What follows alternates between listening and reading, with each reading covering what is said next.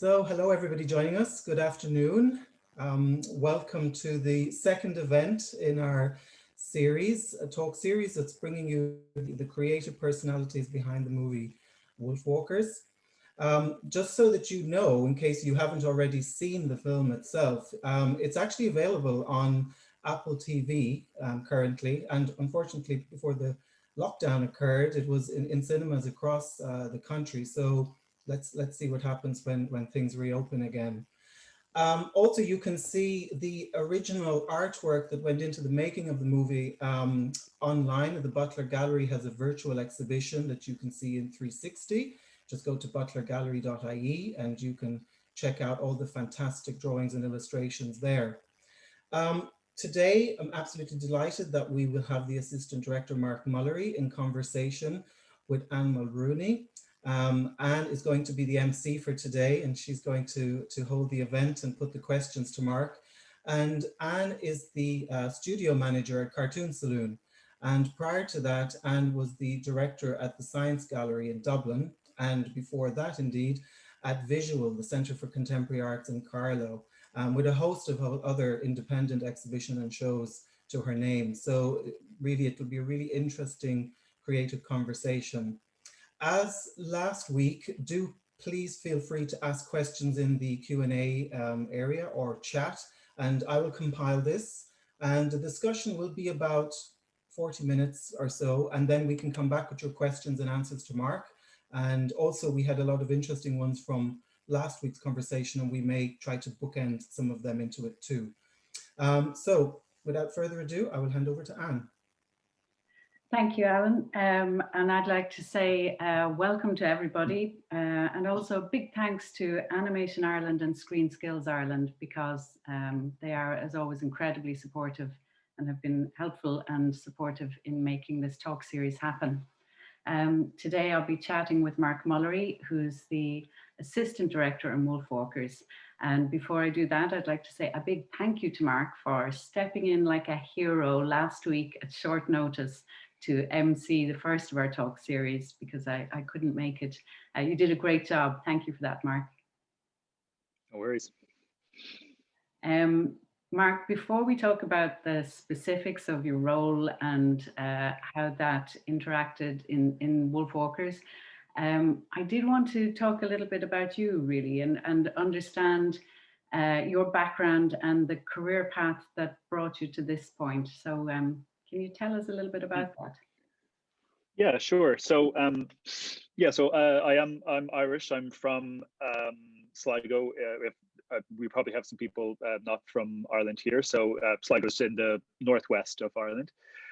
I studied animation in IEDT in Dunleary, which is just sort of a little bit outside Dublin, and it's a 4-year animation degree. I graduated, it must have been sort of 2009, 2010, not that long ago, really.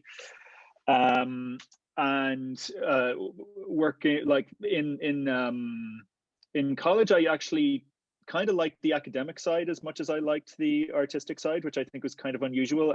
Because it was a degree, it required you to do a lot of essays. You had to do a lot of you had to do a dissertation at the end, everything like that. I actually really enjoyed all that stuff because kind of opened my eyes to the amount of ways you could kind of think about film in the broader sense. And I thought that was kind of really good. I graduated, something like 2009, 2010, and I started working as an animator in a studio in Galway. So lived in Galway maybe about 3 years. It was there I was working for Jeremy Purcell and Lorraine Lorden, and they had previously worked in Cartoon Saloon and came back to work in Cartoon Saloon more recently. So worked with them for a little bit. That was really great fun. We were kind of doing TV series and things like that, but they were a little bit, there were some things that kind of went haywire on us that we learned a lot of lessons from that I think became pretty valuable when we got to Cartoon Saloon. Did a little bit of time in Dublin, and then I came to Cartoon Saloon as actually just as an animator, not any really kind of fancy character animator or anything like that. I was working on Song of the Sea on just kind of background elements that needed to be a little bit more alive. So Granny's car, different things like that, the boat, all these different things that we were trying to just make look a little bit more elaborate. That was kind of cool because I had to work with all the different departments fairly quickly. So then from our experiences on the TV shows we had done in Galway, we had a show that was going to be set up very, very similar to that, same format, called Puff and Rock. And fairly quickly, because I had some very key roles in the studio in Galway, we ended up doing, I ended up being the sort of technical director and basically planning out that production, how it was we could make it work, because we had learned so many lessons from how it could go wrong on sort of earlier shows as it was. And then I just kind of hopped from there. I was Nora's technical director for The Breadwinner. I became the sort of studio-wide technical director for planning a lot of different productions. And then what we're talking about today is that I was made the assistant director to Tom and Ross for WolfWalkers. So that's kind of my potted career history, I think, is the best I can put it. And can I ask, when you were setting out, when you went to college first, were you thinking about direction as a possible journey for yourself, or had you clear thoughts about what you wanted to do with your animation degree? Yeah, so I think I vacillated a little bit. I mean, I think when I decided I wanted to go to that I wanted to go and study in animation, I definitely wanted to direct. But I think at different times, the feasibility of that looked very different ways, you know? And so I enjoyed making films in college, but I don't think I had a particularly strong, like, director's kind of voice at that point. And I think I just had a hell of a lot to learn still. And so I enjoyed all of that a lot. I think I figured I was probably going to work in the industry for a little bit, learn the ropes, and then probably go out and start maybe directing shorts, maybe self-finance stuff, things like that. That did change. I mean, when I didn't expect to fall in love with the industry in the way that I did, because I think people hear a lot of different things. There was actually a lot of negativity when I was in college about that the industry is really, really very hard and, you know, chews people up and spits them out. And I think there's an extent to which that was very true, and that is still true to an extent, depending on where you land, what kind of studio you're in, what kind of work you're doing, what kind of projects you get, who the client is, everything like that. I think all that stuff is kind of true. But I was surprised at when I landed in the industry, how quickly I just wanted to work more with people, work more with teams, plan things, and work more in that kind of directorial decision-making, kind of leading way. That was obvious to me instantly. I mean, that was obvious to me easily within the first 6 months of working. And so I started very much thinking that way, really, from the beginning of my time in the industry again. So fluctuated, but once I saw what it was like, I kind of knew it was something I also knew it would be something I'd probably be fairly good at. Like I felt like I kind of had a knack for it in a way. And can I ask, alongside the learned experience that you have, are there maybe specific professional development pieces that you've done along the way once you knew that, yes, I would like to be more involved in the direction side of things? So the way my sort of professional development worked was actually pretty slow and steady in a lot of ways. Like it might not seem it, because if I describe that I was on Song of the Sea for 3 months and I was technical director of the TV series, like literally then 3 months later, that sounds like a bigger leap than it was. In actual fact, that was because I was able to work so closely with somebody like Jeremy, in particular, Jeremy Purcell, who was the assistant director on Puff and Rock, actually, and directs stuff for us now. But the way I really didn't want to take the route of just saying, coming to Cartoon Saloon and saying, "Give me a short to direct. I'm a director. Trust me, I can do this." I knew that the only way there was sort of through it, and so mainly my job on Puff and Rock was actually that I was the compositing supervisor.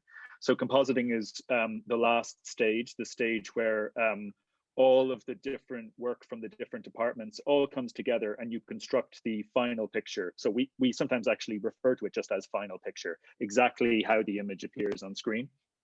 And because we had the experience with previous shows and kind of how they'd gone a little bit awry, I was able to say, look, my department is the one that assembles this. I need to plan how we get there across, and that's how it was. But I didn't feel at that time that I would even be able to have a job like assistant director at that time. I just knew what I knew about kind of that element. So I really tried to move through the process as much as I could in terms of development. But the through I found was very much backwards. It was starting at the final picture, and it was then moving back into, well, here's kind of how the backgrounds need to be dealt with. And then, well, look, this is kind of how the animation should be handled if this is how we're going to do it.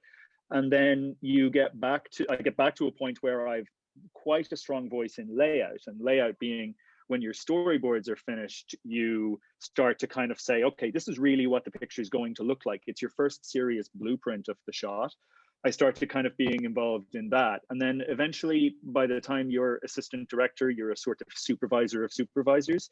And suddenly directing is not such a daunting idea now that I've kind of been through all of that. But yeah, in terms of professional development, I wanted to move steadily through, even if it does seem, it's a deliberate pace, I suppose. Just, I really do want to absorb everything I can at every level, because I think understanding being an artist is important. Understanding being a supervisor is important.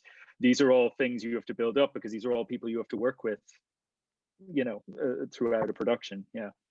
So doing a really good job in the element that you're working on at the time, and getting the opportunity to work with others, are maybe really key parts of being able to develop and advance.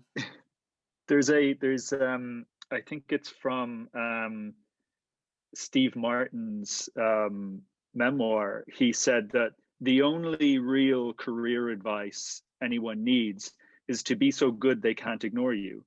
And it's like, it's kind of funny, and I mean, it's obviously it's kind of conceited, but it is one of those things of just it's no good just saying I want this job, I think I deserve this job. What you have to do is you've been given a role, you've been made lead compositor, you've been made lead animator.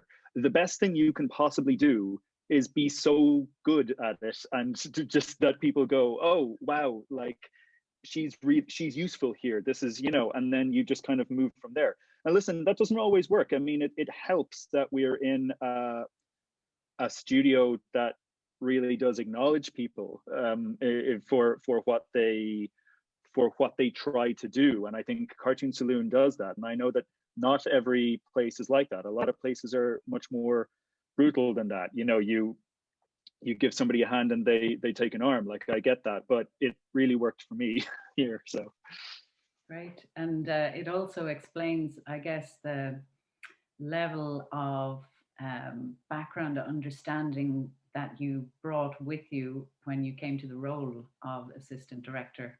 And I'd like to talk a little bit about that now, because we all have a pretty good understanding of what the director's role is, the director's vision, the director's voice.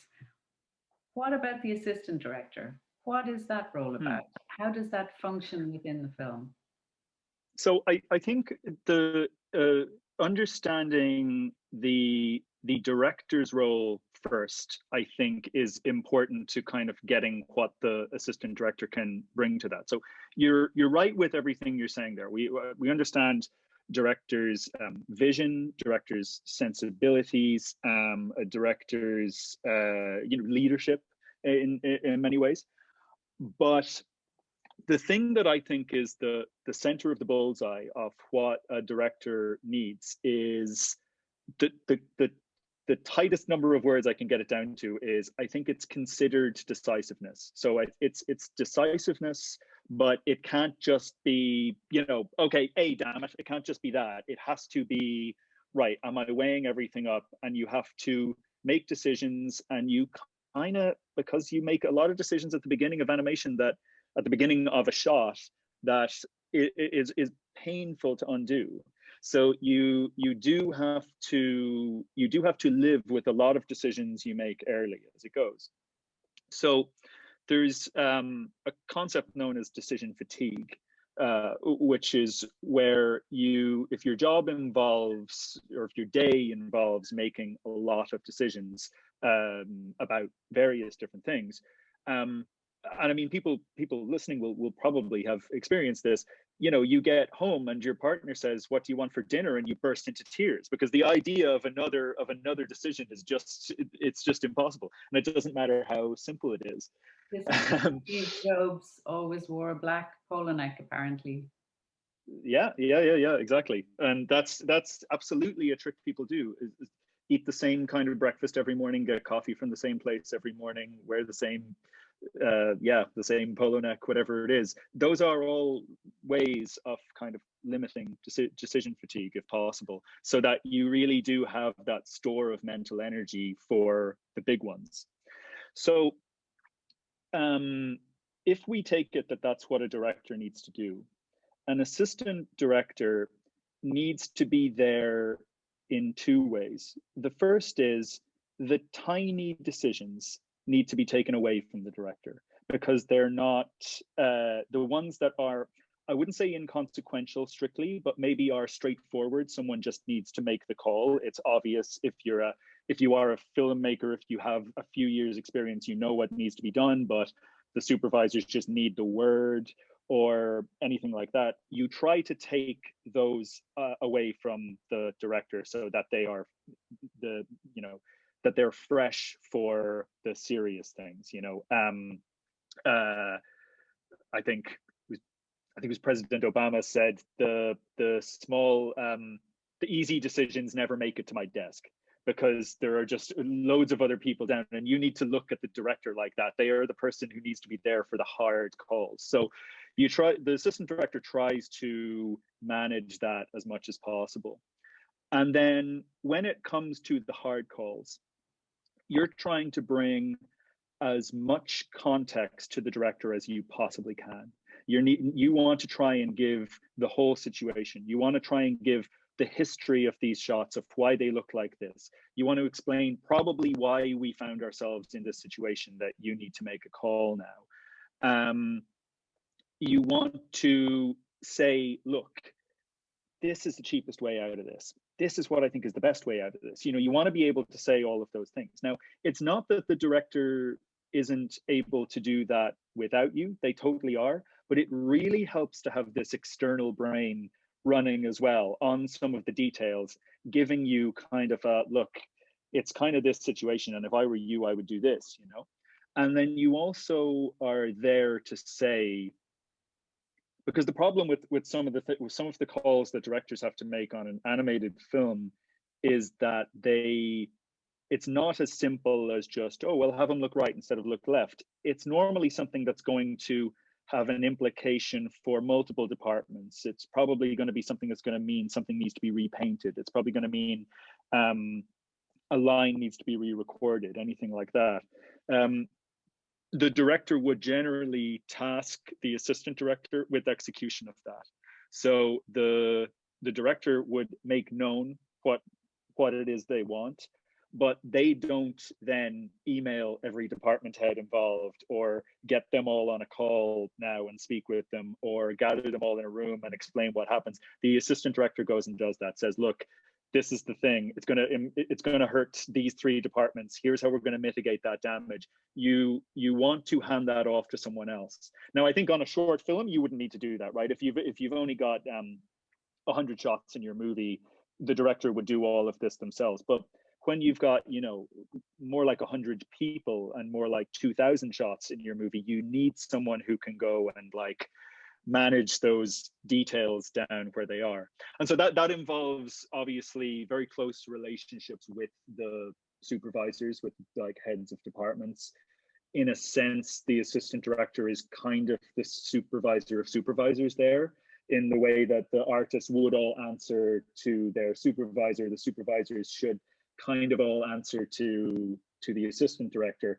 It doesn't always work like that, because the director doesn't necessarily want to have to go through, you know, it's a waste of time that they have to go through another person for every call, but it kind of sort of takes that form. And then I suppose, well, I mean, I could leave it there, but I mean, the other thing to discuss is, it becomes a whole other kettle of fish when you have two directors like we had, but maybe that's for later in the conversation. No, I'm kind of interested in that as well, because well, firstly, I think that communication plays such a huge part in animated filmmaking, because there are so many nuances that have to be communicated through really quite long chains of people at times, and you've got to be able to check and make sure that everybody is actually understanding the concept that's been evolved.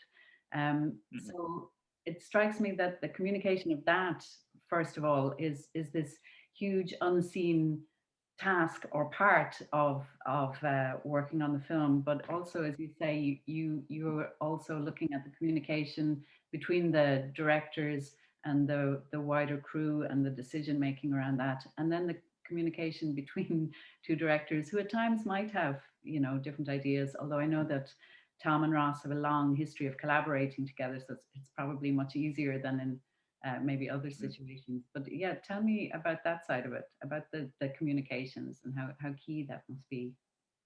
Yeah, sure. So like a lot of that is about making sure that people are already in the habit of doing things in a respectful way. Like I think the key thing with all of this, you know, we'll probably talk about words like pipeline and have to give like definitions of things like that. But so many of these kind of buzzwords, it's all just about making sure that there is respectful communication with everybody, that everybody, that people raise their hand when they don't understand a note, that a director doesn't get upset if the note is not understood, and all of those things. And trying to get, I mean, you know, one of the things that I think is not really quite understood about trying to work on animation, it's not like running a company with, you know, trying to run a project with 100 programmers or something.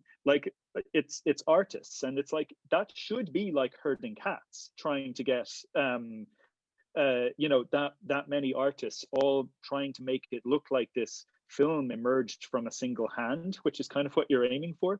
That's a hell of a magic trick to try and pull off as it is.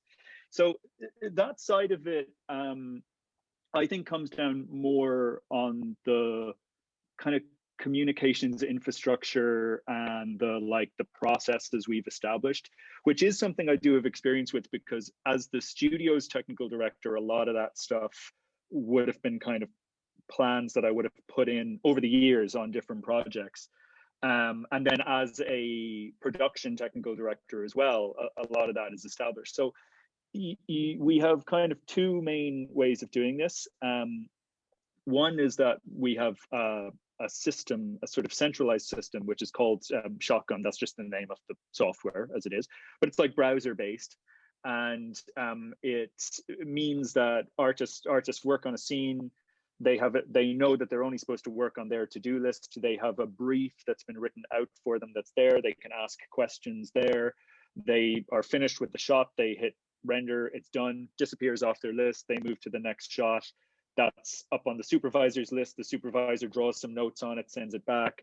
You kind of get into that sort of rhythms. That's like the technological solution we have, is to try and make these processes actually quite invisible to the artist, so that the artist is really only caring about drawing, but they know they have this system to send stuff through, and they'll get an email back with their notes, and they'll get a draw over with everything like that. So that, I think, is a calming kind of thing for people, is just to feel like, because it's reliable, I suppose. And then the second element is human,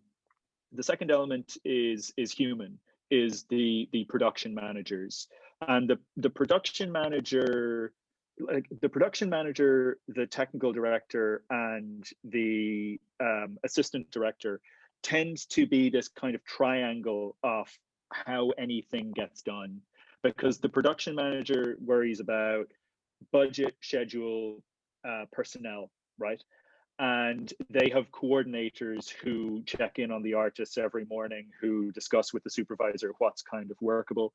The technical director is then someone who sort of plans, like feasibly, like this is what kind of pipeline means. It's kind of workflow is what it means. Plans like what would be the smartest way to go about making this movie. You know, WolfWalkers, it's 2000, it was maybe 1800 shots, something like that, a hell of a lot, about 1,000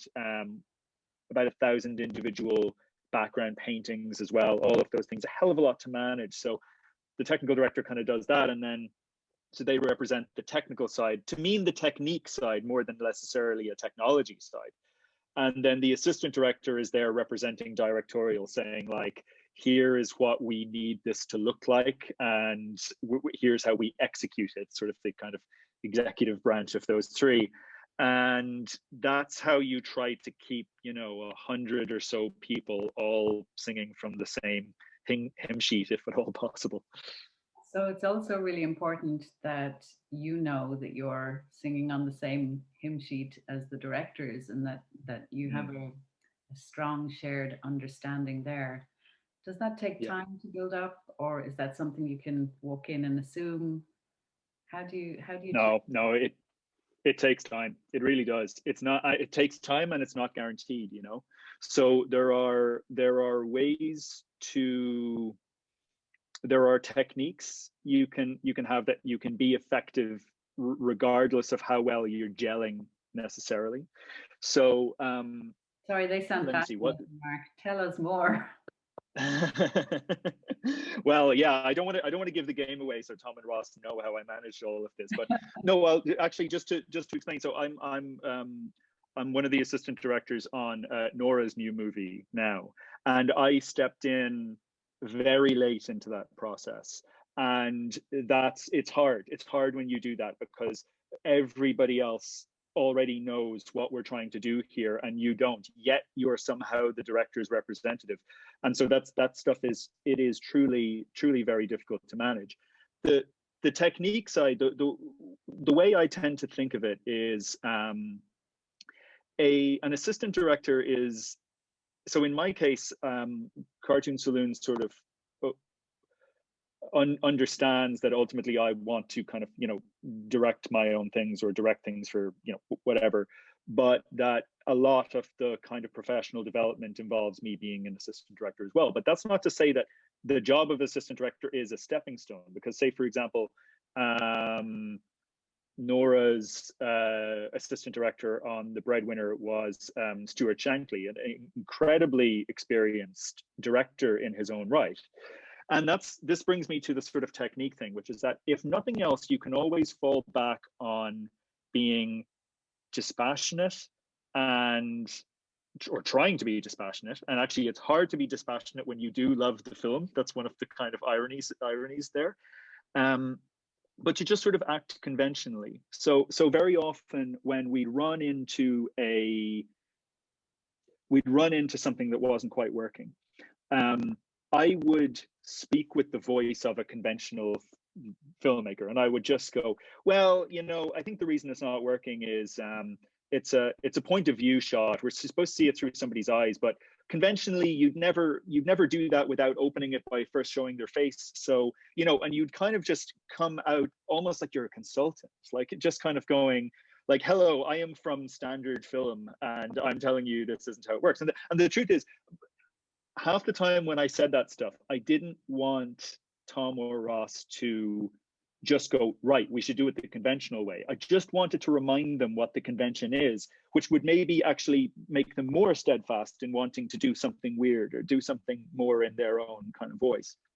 And then the difficulty with it being two directors there, like, you're very right in saying that, you know, they have a long history of working together, so they really were pretty aligned on almost everything. So in that sense, it wasn't the hardest.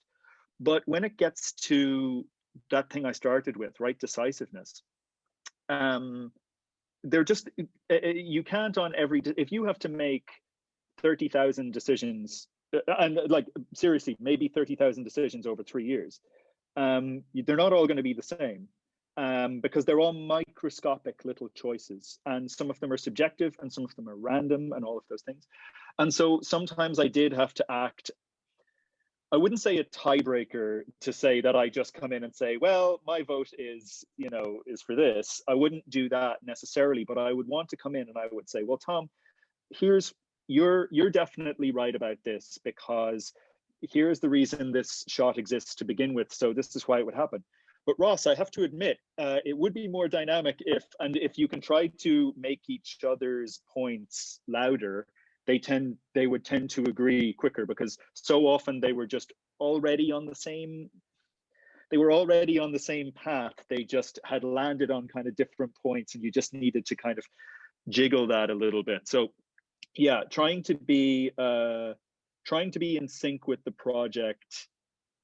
You really need to try and do that, because you really need to try and understand what the director wants. But there's a pitfall there as well, which is that you have to remember that it is not your film to, it's not your film to say, it would be so much cooler if we did this. You can say that once, but if the director says, no, I want it like this, you just return to being a loyal servant of the crown, and that's it. You give them the best, you just give them the best advice you can, and then when they tell you what you want, you act on that instead, you know. But yeah, to answer your question, it's not automatic that you would just gel with the director. It can be really hard work to get there, or it can be an arduous path, I suppose, to get there. Yeah. Interesting phrasing, you know, that phrase, being a loyal servant of the crown, because what I was thinking as you were speaking was, so much of it is actually about serving the vision of others, which is probably a bit of a challenge when you're a creative person in your own right, to be able to draw that distinction between, you know, your creative ambition and vision and the director's creative vision and ambition, and to kind of remember your place in it. I think the other thing that struck me was the amount of trust that's needed for this process to go really well, and that must also be challenging when you jump between different projects. You know, I guess it's easier when you're staying in the one studio, because over time you're building up those close relationships with the people you work with. But it must be very challenging to go to different studios and to yeah. Yeah, definitely. Like, I think trust is one of those things that it definitely matters. But I would go further and I would say trust absolutely pays dividends. Like when I've been trying to shape how our productions, how we communicate, how we go about planning things, really all the way back to Puff and Rock. I've been trying to sort of instill that, you know, I wrote quite a hefty handbook, about 100-page handbook for how we are to produce features in the studio, and a lot of that is just about internal communications and things like that, about respectful communication, about what all these things means. A big glossary of jargon at the very start, which I think people find handy when they see it. But when I say it pays dividends, what I mean is, you know, I wasn't working on the new feature that we're doing now until recently, until a little bit before Christmas. But I stepped into it and I realized everybody's using everything they learned on our previous productions, and the trust is there, and the skills are building up, and it seriously works. So trust isn't just one of those like blind faith things. It's one of those things that seriously like pays off as it is. You mentioned as well, you know, the thing about how hard is it to serve someone else's vision. Well, I mean, it's difficult, because I suppose on WolfWalkers, it was also maybe the most I have actually got to express myself. Certain sections, certain story points, certain bits of the certain action sequences and things, I had a fair hand in blocking out, because I felt that there was ways to make them stronger, and the guys were so receptive to that, and that was really wonderful. So in a way, it's also the sort of most creatively involved I've been in a project yet. But the other thing I would say is that there's nothing special about the assistant director's position there. Everybody in Cartoon Saloon is serving the interests of a sort of bigger story as it is. And I would say, if there are people on this call who are thinking about what's it like to go work in a studio like this, that's the name of the game, is trying to serve the interests of something bigger than what you might have decided to do. And also knowing that there is like tremendous value in that, because it might seem like it will be most fulfilling to come up with your own stuff and execute it. But if you can execute something that someone else had to explain to you what it was they wanted, and you managed to pull that off, the professional satisfaction of that is immense as well. So it's something that I think you could ask anybody, any artist, anybody working directly on our films, they'd all kind of say the same thing, I think. It strikes me as you talk that assistant directors require a lot of soft skills, along with big picture understanding and a really thorough understanding of the different departments. More so maybe than, I mean, soft skills are useful in all walks of life, maybe more so than in some other roles. Particularly when you talk about having to think about the bigger structures that underlie production and how the studio functions. Yeah. So soft skills to mean people skills, managerial skills, things like that. Yeah, like I think so. I mean, I have always said that the core of technical direction, the key thing you need to be a technical director is empathy as much as possible, because when you build systems, you have to build systems that think of that kind of think of everybody in there. And so you will take the system I mentioned, Shotgun, the sort of review system we have. When we started putting that together, we put that together for Puff and Rock season 2. When you put that in, you have to think, this has to be something that's like simple and clean and workable for the artists. And this has to be something that is navigable for the coordinators and managers, and something that, and the supervisors. And this is something that has to make bird's eye sense to the line producer who's looking at the budget and who's like, okay, so how far are we behind? What's happening here? You know, you need to put yourself in the shoes of everybody there. And you need to put yourself in the shoes of people when you think about, you know, sometimes you look at how frustrating certain things are. You know, you get caught in knots and stuff, and you kind of go like, you can almost always empathize with everybody in the situation, because you'll go, God, imagine being an artist and getting told one thing by your supervisor and then getting told another thing by the director. And imagine being a supervisor and having the director go around you and go straight to the artist, so they both know what you want and you don't know what they want. How are you supposed to be able to manage like that? And then to be a director thinking, why is it when I go through the supervisor, I can't seem to get my notes through? But, you know, and the fact is, if you try, you can empathize with absolutely everybody. And so that's where that's where it kind of breaks into two things. The systems side of it, we have to make systems that are more friendly to the people involved. And you have to, in your interactions with people, you have to try to be as respectful as possible. Projects are really hard, and I think everybody's had moments where they've got in arguments they didn't want to, or they've come across more firm than they wanted to, or anything like that. That's going to happen because you're 3 years in this sort of boiling pot. It's things like that are going to happen.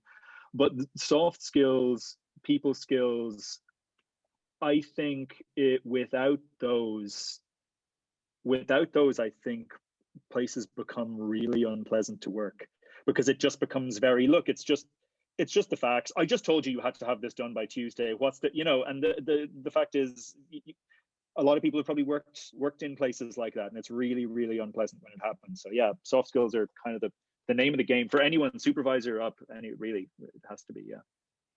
Given that, and given how important communications are, what kind of challenges did you experience with the lockdown in the past year, which really cut right into WolfWalkers at a fairly crucial time in some ways? Yeah, it came in when we were finishing the movie, so we had a lot of departments had wrapped up and closed up. A lot of the earlier departments, you know, I mentioned layout already, the posing department who do the initial character poses, they had finished. About half the animation department had finished, but everything after that was still running. And the most destructive element of the lockdown actually was on the final department, compositing, because they work with so much footage, just pure in terms of like the amount of it's just really hard to get that running through your phone line to your kitchen table. You know, it was really, really difficult. So we ended up setting up a system that basically allowed people to work on their kitchen tables with their laptops, but what they were actually doing was streaming, almost like a Twitch stream or a YouTube stream, to their much heavier, more powered computers that were turned on in the studio, and kind of working with that. So that was the biggest like technical hurdle, and I was amazed we could pull it off. I mean, when I thought lockdown was only going to last 4 to 8 weeks, I kind of thought the easiest thing was to just shut down production and fire it back up in summer. I mean, I'm very glad we didn't go with that instinct as it was. In terms of the communication now, it's a tale of two cities, I think, because WolfWalkers, what we had was all the inertia of us just already all knowing each other and knowing what we wanted and knowing how to make this movie, because we were so far into it, we really knew what we were doing. Even the compositing department had done more than half of the movie. It had finished well over half the shots. I would say 3/4 of the shots were finished. So everybody kind of knew, and everybody knew what everyone was like, and everybody knew each other's mannerisms, and all of that stuff was fine. The new movie's a little bit different because it was practically sort of born into this era. And that's where you really have to keep the work up to make sure that people are being, you know, kind to each other as much as possible. And I think actually I have seen that play out. I have seen lots of people sharing more things, just fun things to each other. We make a point of, like, on the new movie, we meet up every Friday, the whole crew, obviously via remotely. I don't mean we meet up, but everybody is there, and we put on a little bit of a show talking about everything that's gone so far. But I mean, like, I miss the studio like a limb. I mean, I really do want to be back with people. There are so many people on the new movie, I forget they're working on it because I'm only talking with the supervisors, you know? I'm only ever in meetings with them. Whereas if I went down to have a chat with the supervisor, I'd run into all the artists and I'd see them there. And maybe we wouldn't even have a chat, but I'd just be reminded, or we'd smile at each other or anything like that. And so there's only so much you can do. I think we've weathered it very well, but I'm really, really hoping we can kind of bring the family back together in that way. Like, I really am. Do you think that, so obviously it would have had a much bigger impact on WolfWalkers if it had happened in a different stage in production. It seems to me, from my fairly new vantage point, I guess, that the concept stages in particular require so much personal feedback to each other, and a lot of that it happens really quickly in the studio. It maybe happens very slowly if you've got to set up 7 Zoom meetings for it. So do you think that there are elements that suffer very badly, or, you know, do you think that actually we're evolving ways of getting around them? Is the time an issue? Yeah, it's really, really hard to answer that, because, say, even with concepts, it's actually relatively common that your concept artists might be more likely people out of house, or you might at least get out of house people to do a couple of passes or to throw some interesting ideas at you. And so I think for every example you can take of how the remoteness might have slowed us down, it also might have just increased the number of things people could throw at each other and the speed at which we could organize a meeting to chat. And so there's, I think the work, my feeling right now is that the work is not harmed. The work is slowed a little. It's not harmed, but I think movies like this, you can tell when something was kind of made with love and with passion. And I think that's so much easier to get when you're all in the workshop together in some way, you know, like even on TV shows, like on animated TV shows, like The Heat of the Kitchen, like this episode is going out on Friday, like, and you're like yelling at each other about different shots. That stuff's kind of exciting as it is. And a lot of that gets kind of missing as it is, but I think we've made everything work. So I don't think I could pick a specific thing that's hurt by it, but I think everything slowed a little bit. And it just requires a lot more emotional energy, I think, you have to work harder to get up to that kind of level of kind of so that you don't burn out, basically, which I think is a serious risk. And I'm not strictly talking about us here. I could be talking about anyone in any industry that's been forced to be remote. And forced to be remote is another word for lucky enough to be remote as well. Remember that it's possible for us to do this. So yeah, I'm trying to be kind of thankful actually for what we've managed to do. Yeah. So the next systems that you are going to be developing might be around how to maintain that communal passion and love for the project remotely, which is it's a constant discussion. I mean, it must come up every week, is just like, how do we keep people wrapped into this? How are we going to not make people strangers of each other, you know? So and I will say this, I don't think the answers are easy. You know, I think it might require a lot of thinking, but I think the last year has taught us not to just rely on the assumption that sure, we'll all be back in 2 months anyway. I think we've been repeatedly disabused of that assumption. So yeah. I'm conscious that we're heading into question time now, so maybe we'll ask Alan to step back in and share some of the questions that have come in with us. Great, thank you, Anne, and thank you both for that. It's just really insightful to see the technical insights that you would never know about the creation of such a piece like that.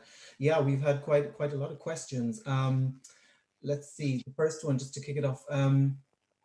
Falcone has asked, to what extent does the audience's age as a target group influence the development of the story and the creation of the world for that story? Do you feel that sometimes it's too much for children because it's a balancing act between also appealing to adults? Mm-hmm. Yeah, completely. Yeah. So age group really matters. And in WolfWalkers, I think there was a danger.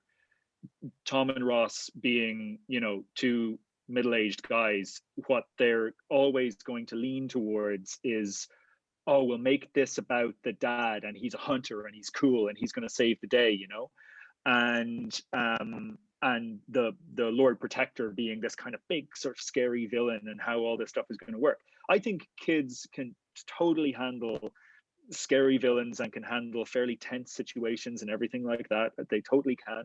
But the age group matters because the focus has to be on the girls and on their relationship. It has to be about them. And if we had decided that actually we could kind of aim this more like a 15s and up, not to say that it would be like, not to say that there would be, you know, anything gratuitous, violence or anything like that. I don't mean that. But if we were aiming at 15 and up, you'd see that shift would appear. We'd probably start to focus on the adults more, and I think the film story would have suffered greatly from it. So yeah, it matters hugely who you're aiming at. Sam asks more about going back to your own experiences. How would you qualify your experiences working as an assistant director? What are the things that you liked the most about your particular role and your position? So this time around, it was definitely how much I was exposed to was what was amazing. There was really no meeting that I couldn't be in if I wanted to. And that might not sound exciting, but it does matter when it's your first exposure to making calls about where the music cues are going and what we're going to do about, sound and things like that. So for me, being exposed, it was also the first time I was on a project. Ordinarily, I would start from layout on, so the storyboards would be done, and I would come in entirely with, here is how we are going to execute it. And so that distinction we call pre-production and production. So I would come in at production. This was the first time I was involved for the entire pre-production as well. And so I was able to use what I knew about production to make calls in the storyboards, while at the same time being exposed to the circuitous process of storyboarding that I'm so glad I got to see. So I mean it's just one of the most formative things that's happened to me was being lucky enough to get this role on WolfWalkers. Yeah. Mm-hmm.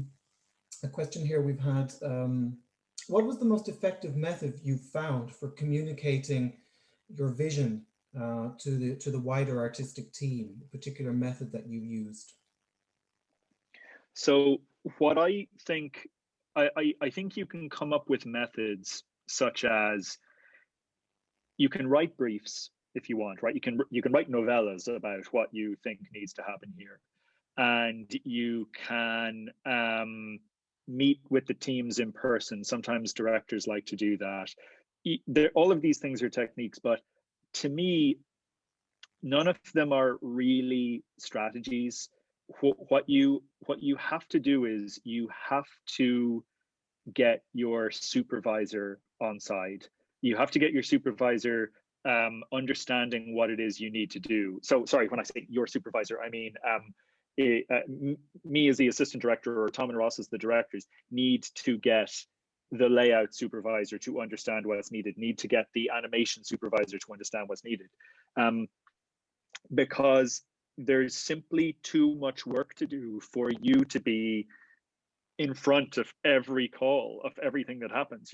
Everything I said about the decision points that are there, that's actually all on the back of a bunch of microscopic decisions that were made by the artist and the supervisor as it is. So to me, the communication is about making sure your supervisors understand what you need, and that they trust you, and that they know you're not going to mess them around, and you're not going to keep contradicting yourself and everything like that. So strategy wise, to me, it's honestly, it's like a chain of command thing. It's just make sure the supervisors are with you, and they will inspire the artists, and that should cover it. That's the way I think anyway. Yeah. A good question here from Fionn. Fionn's a leaving cert student, and he's getting slightly turned away or turned off animation because of the emphasis on 3D. And his question to you is, do you wonder, or can you imagine it will come back to more handcraft art in the future, or what's the likely direction for someone who's a little bit worried about this? Yeah, I do think so. I don't know if we'll ever get to a position where hand-drawn animation is the only game in town, as it was up until about the 80s or early 90s. We're not going to get to that, but something amazing happened when 3D came along. It's kind of like what photography did to painting. Painting was entirely about realism until photography did that job for the painter. And then you start to get everything. You start to get Picasso, you start to get Rothko, you start to get Cézanne, you get all of that, because the painter is now freed from the sort of tyranny of the perfect representation. And 3D has kind of done that for us. 3D has said, we'll take care of perfectly rendering all the pores on someone's face. We start to be able to go, okay, cool, we don't have to worry about that anymore. We're just going to draw. And I think that, so that's the sort of the philosophical reason I think hand-drawn animation is going to remain. The industry reason I think it's going to remain is there's big competition in the industries at the moment. Netflix recently said that they intend to produce more animation than Disney ever has. Like, they intend to overtake them, essentially. So you know, that's a you know, war is good for business. That would be something I wouldn't mind seeing, a lot of competition there for animation. And I'll tell you, if they need, you know, 100 projects a year, it's not all going to be 3D. You know, a lot of it's going to be 2D. And also, television is more 2D than it is 3D. That actually remained consistent as well. So I wouldn't worry about 3D being the only game in town. Okay, and kind of staying with the technical questions, actually, Nick, who's an architecture student, is seeing a lot of similarities in the watercolor backgrounds of the movie that are similar to visible construction lines and to some architects that would use in a handmade fashion on their site renders. And he's just wondering, is that purely coincidental, or is there something in that in terms of the materials? No, I mean, it is or it isn't coincidental, you know, to the extent that it's also just how we draw. I mean, we draw with construction lines as well, and the thing that makes it jump out here is that we left them in, because we wanted the movie to be a celebration of drawing and of painting, mark making, everything like that. I mean, I've said I'm basically want to make movies that are made of paintings and drawings, and there's something about wearing that on your sleeve, you know. And so construction lines, yeah, we left those in because we're like proud of them. And they are the same things that a site architect might do, but it's just because we essentially have the same techniques, and we saw no reason to drop them out, because they're kind of beautiful and they tell you something. Mm-hmm. Oh, yeah. Christian has asked, what was the most difficult part of the sequencing of the film? Was there much reworking, or was there a particular area that needed a lot of reworking? Yeah. So, I mean, the really obvious answer to that is the beginning. In storyboarding, basically, the movie began with Robin and her father were outlaws, and they lived in the forest. And in order to sort of gain a pardon for being a deserter, the father goes into Kilkenny, into the town. And Robin has to sort of learn this new life in Kilkenny. And we just went around and around and around and around with that, trying to make that work. And in the end, you know, it was a painful decision to just rewrite that first act and say, look, they just live in the town. They live in the town, and the wild is out there. And, you know, and that was giving up a lot of imagery we were really very attached to. The soldier, the hunter, and his daughter, you know, sort of unashamedly being these like outlaws and hunting rabbits and everything like that. It was all beautiful imagery, but it didn't work for the story. So that was definitely the hardest. And it really did, you know, it cast shadows across the production, because we were just redoing things that we had already started, and yeah, really difficult. Yeah. And I'll just squeeze in two more last ones in the last minute we have left. But Marja has asked for experienced directors, you know, who are coming maybe from a fiction or documentary background. It seems quite difficult to make that jump into animation. And do you have any tips or suggestions of a stepping stone that could be possible for directors? Yeah, I've thought about that. I thought about that quite a bit. I think one of the main bits of advice I would give there is that when I speak to live action directors who are interested in animation, they almost always talk about animation as being this place where, like, oh, and anything is possible, right? And the thing is, like, that's totally true in one sense, but animators know that anything is possible. It's just extremely hard. And so when I think in trying to make the jump, it's important to understand that people will have spent maybe 30 or 40 years trying to get the experience and trying to make all of this stuff work. And they're not thinking in the anything is possible way. They're thinking in the this is hard graft. How am I going to do this? And so the switchover is very much about leveraging people's expertise and taking their expertise, especially their warnings, very seriously. that would be what I would say for that. Yeah. Okay, I think on that point I could have asked more, but I will bring some over to next week's follow-on sequence, which I will just say to people who are still with us before you leave. Next week it will be the producer's turn. So we'll have Paul Young and Katja Schumann here to talk about the work of the producers. And maybe Anne, if you'd like to say a finale, just to finish out. Just a huge thanks to Mark. That was a really enjoyable conversation, and my own learning increases all the time. So thank you for your generosity in responding the way that you did. You feel to me a little like the philosopher in residence in the studio. Well, it was thoroughly enjoyable. Thanks to you, Anne. So thanks so much, and thank you, Alan. Thank you everybody for coming as well. Bye everybody. We'll see you next week. Bye guys. Bye.